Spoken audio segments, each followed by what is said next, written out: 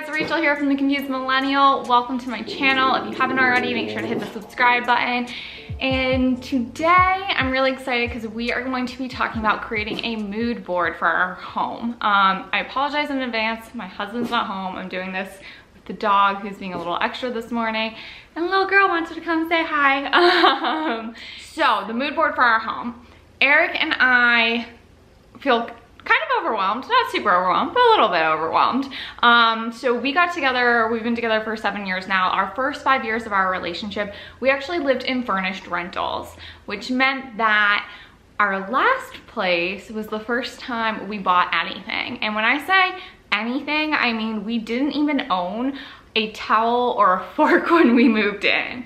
So our goal with our last place was really to get the bare essentials, to get items that we knew we loved and we'd want to stick with for a few years, but we were not about spending anything or getting anything more than what we actually absolutely needed, because we knew we were going to be moving in a couple years, and it was also a 3-story townhouse and we just didn't want to bring stuff up and down the stairs, to be completely honest. So that meant we lived without a dining room table.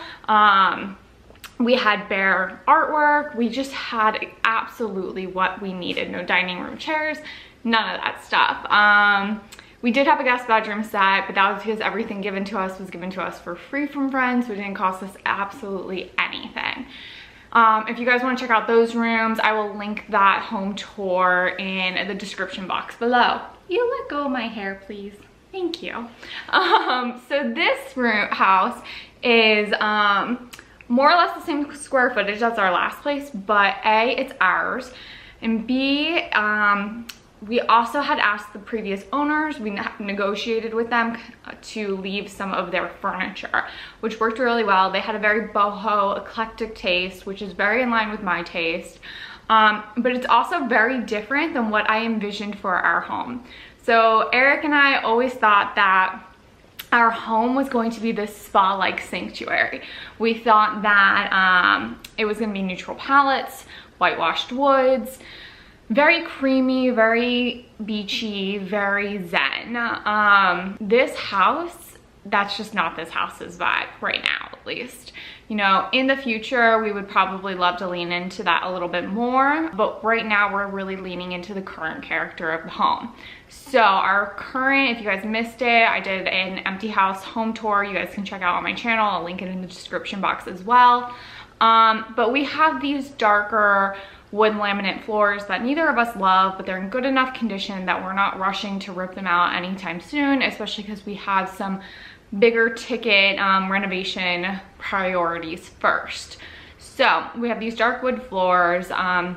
The kitchen table, which I also showed you guys in the empty house tour that they left, is very large, raw, kind of rustic-y wood, uneven feeling. It's gorgeous. We love it. And then outside is very like warm. We have these 2 swing day beds and kitchen table, and those are very just warm tone woods. So I didn't want to go ahead and like try to whitewash everything. Plus we have this little girl. And so, you know, I wanted to kind of recognize the fact that A, I really do love color in the home. If you guys saw my previous office, it was very colorful. Our living room had lots of pops of color, even though it was super white.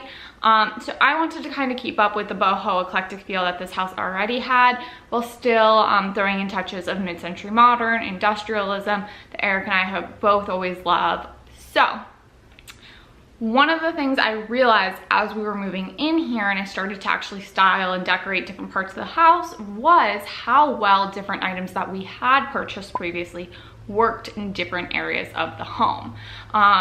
Subconsciously, I was kind of building a color palette with all of my throw pillows and things like that without realizing it. And so I really love that idea of kind of having a mood board or a theme, not a theme, but like, yeah, I guess a mood board, a palette that you're working off of for the home for a few different reasons. One, it allows old items to become new again by just moving them from one room to another room and breathing fresh air into different spaces of your home. So kind of like upcycling your own items, if you will. 2, it kind of creates a flow throughout the whole house. Our entire house is an open floor plan except for the bedrooms, which are stacked. We have floor to feeling glass sliding doors in every single room. Some of the rooms have 2 of them. So it's very much an indoor outdoor feel. We have tons of green natural foliage around us, lots and lots of different types of wood tones, brick, all sorts of different things, where I really wanted to make sure that because this is so open, because this is so showcasing what's happening outside, inside, that we honored that we didn't go too far away from that, while also keeping things really warm. So one of my issues with that kind of tranquil spa-like vibe is it gets really boring after a while. Like, how many times can you see an all neutral color palette with a pop of blush? Like, I know I follow those Instagram accounts and my eyes kind of start to glaze over a little bit. So thank you for my hair back. I'm gonna show you guys some of the items that really are inspiring me for this house, how we're kind of connecting the through line of it all to keep some flow, keep some cohesion. Each room is going to feel like its own space, but really we're gonna be playing off of different types of woods and textures that allow everything to kind of feel seamless and cohesive. So quick example of what I mean by that. This is the couch that used to be in my office. It's now kind of in our fireplace room, which is also acting as my office currently. Yes. This type of texture of the couch is also the texture of our headboard, which is also the texture of our dining room table chairs. All right, baby's down for a nap. So there's a few items I want to kind of talk about before I show you the full picture mood board aesthetic of our home. There's a few items that really just inspired me. So what I would suggest is if you come across something that just absolutely lights you up, you're in love with, build your theme around it, build your mood around it. So one of those items was actually this velvet pillow. I got this at Urban Outfitters. Evil Eye, super textured. It has like a yarny feel, velvety feel. I loved this pillow. I saw it, I knew I had to have it. We built our entire daughter's nursery around it, which I will be showing you guys a little bit later on. But this also works in our house.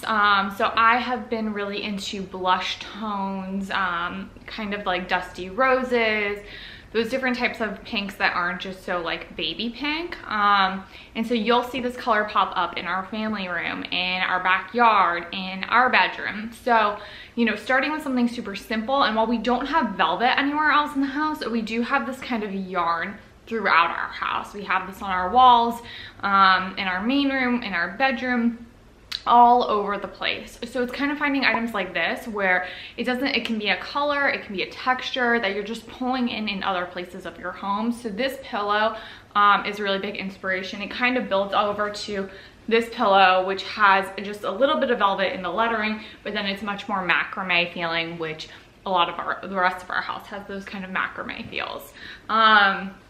Obviously we have some plants. We're going with that whole indoor outdoor feel because of all the nature and everything like that. With that kind of said, the indoor outdoor nature, you know, I'm a big fan of the boho look. So we have different rattan style mirrors that are going to be coming. This brings in different tones of wood, brings in different just texture, richness, and things like that. I really like rattan because it kind of can tie in instead of all of the wood having to feel super matchy. You can have, it kind of ends up, I mean, just look at it. It has all these different tones in it where we have light tones, darker tones. It kind of pulls the floors in with different items on our wall. So it's not that every single piece of wood in a room has to be the same tone.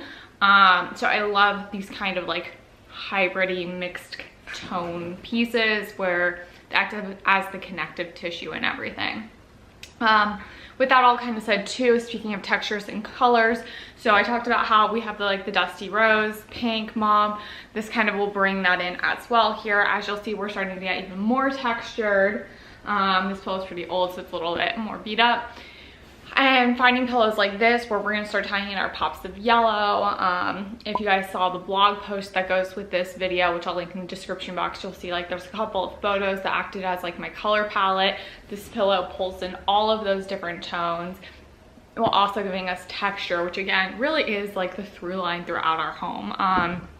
We don't have linens. We have lots and lots of heavy weaving, lots of yarns, sea grasses. Anything that's really like obviously woven is kind of working for us, if you will. The other really big item that I had to have. I saw it, I knew we couldn't live without it, was actually this picture behind us. So we got this for our previous place. It went to our master bedroom. We absolutely loved it in there. We had super high ceilings. It worked above our bed. Here, our ceilings aren't quite as high in the bedroom, so it is no longer working in our bedroom. So we are actually moving this out to the main room. The reason why I love this piece, and I say, you know, you can, if you see an item that you just feel like you can't live without, grab it. Both my husband and I saw this, and it's just so powerful. We spend so much time at the beach. Our first apartment together, we lived for 4 years directly on the beach. So this just felt very, very important to us. It felt very much like we couldn't live without it. So what I love about this is it pulls in. It's a nod to that old spa zen-like neutral color palette that my husband and I had always envisioned for our home, but it also has this wood framing. I don't know if you guys can see it. And so that, again, it ties in the floors, it ties in our dining room table. So this is actually going above our dining room table, and it acts as kind of like a neutral anchoring point because our family room has a lot of color. We have these blue chairs in our family room, and then we have tons of throw pillows all over this bay window, which just bring in tons of pops of color, as well as all the throw pillows on our couch, which bring in even more pops of color.